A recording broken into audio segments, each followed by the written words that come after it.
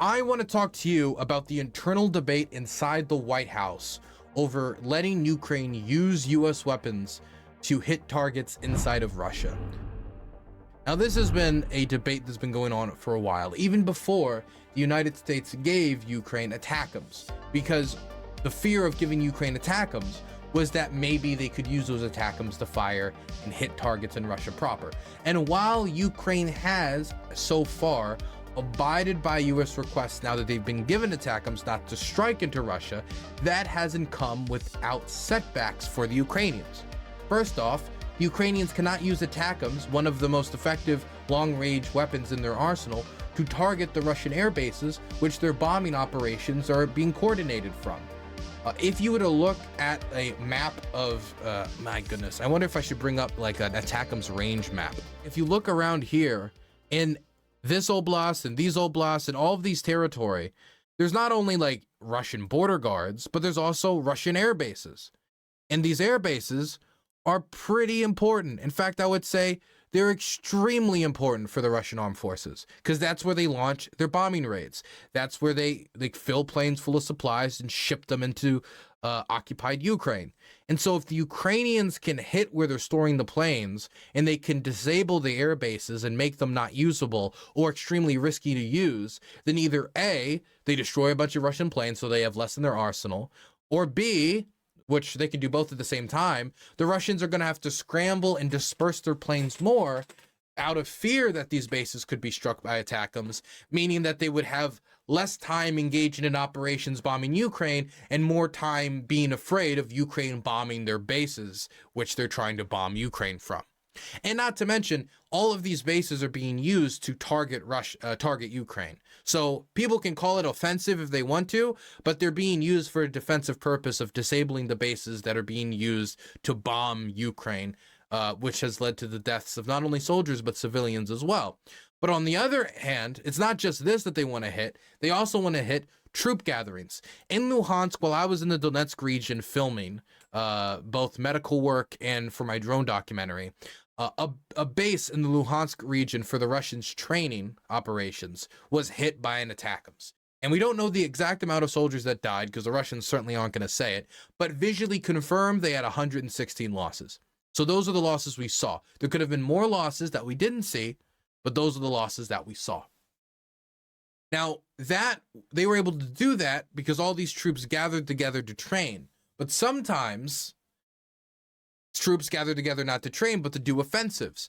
And part of the reason why the Russians and the Ukrainians haven't been able to gather massive mechanized force to punch through the front line is because anytime you gather more than like a few hundred soldiers in a position, it's seen by drones, it's seen by either Lancets or FPVs or something, and then command is alerted, and drones, artillery, and etc.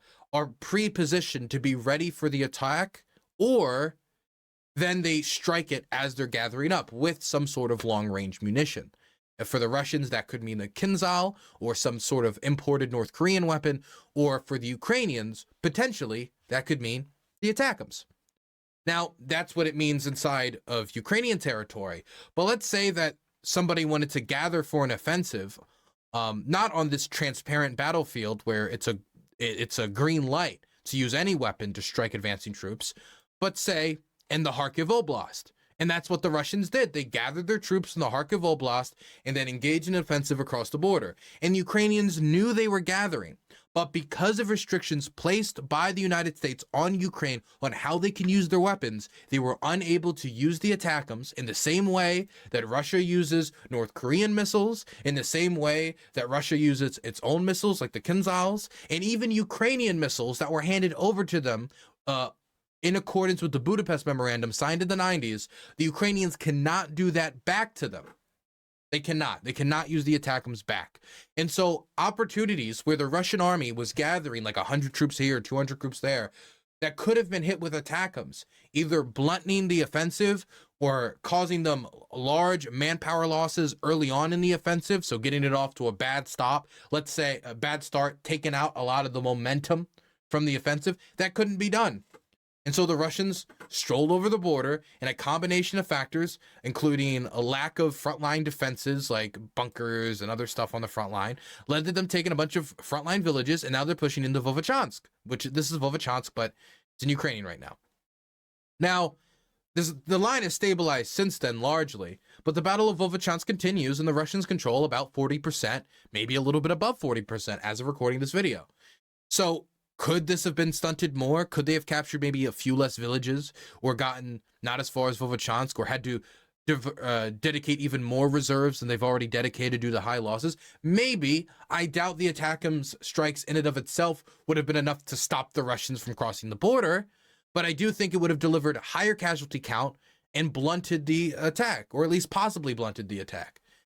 So there's a question of, from our perspective, do we continue to allow this restriction to be put in place under the understanding that the Russians are exploiting this restriction to gather troops across the border in their own territory, knowing that Ukraine can strike their gathered troops with ATACMS in internationally recognized Ukrainian territory, but are restricted from using them in internationally recognized Russian territory? And this has led to them putting their artillery in this area, knowing it can't be hit with ATACMS, and just firing volley after volley after volley of MLRS rocket system, multiple launcher rocket systems, at Ukrainian positions with no fear of attack and retaliation. Now, they could use drones, but drones are slower, easier to knock out of the sky, and carry a much smaller payload. So if they wanted to get the most bang for the buck, they would have to use something like the ATACMS. But these restrictions are put in place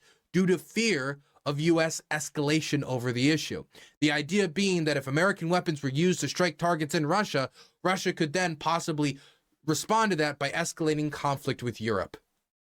Either maybe some border incursion here, or something that could lead to a spiral that escalates. Now, Ukraine advocates would point to that was the same logic that stopped the tanks being sent before the tanks were sent.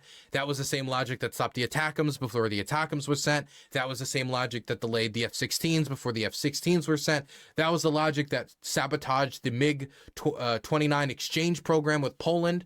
That was a brainchild of Polish and Ukrainian authorities, but was shot down by people like Jake Sullivan and others in the Biden administration.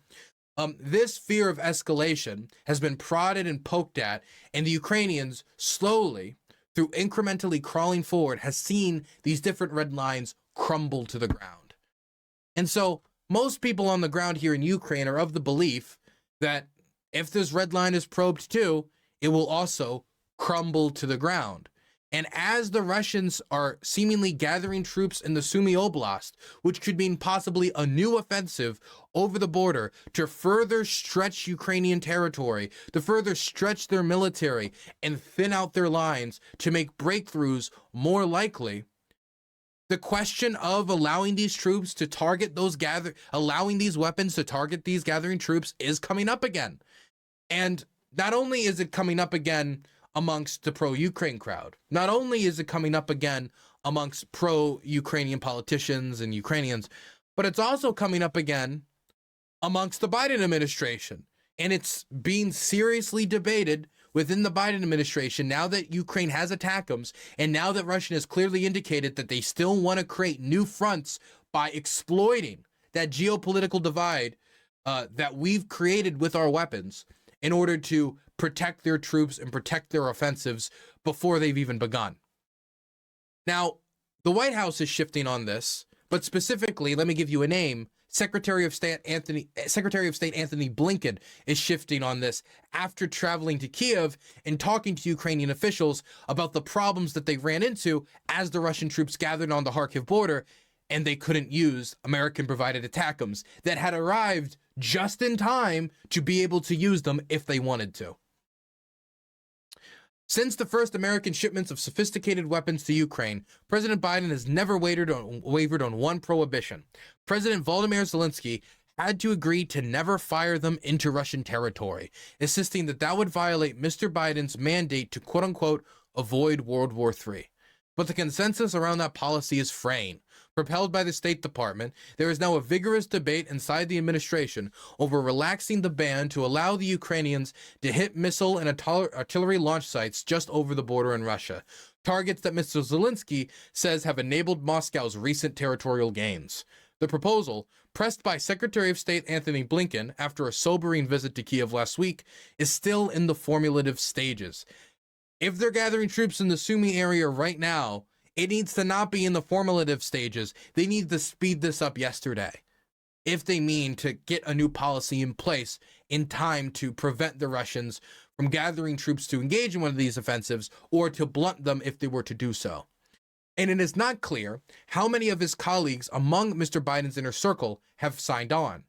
It has not yet been formally presented to the president, who has traditionally been the most cautious, officials said, which is true. Biden is the most cautious about escalation, him and Jake Sullivan, the national security advisor.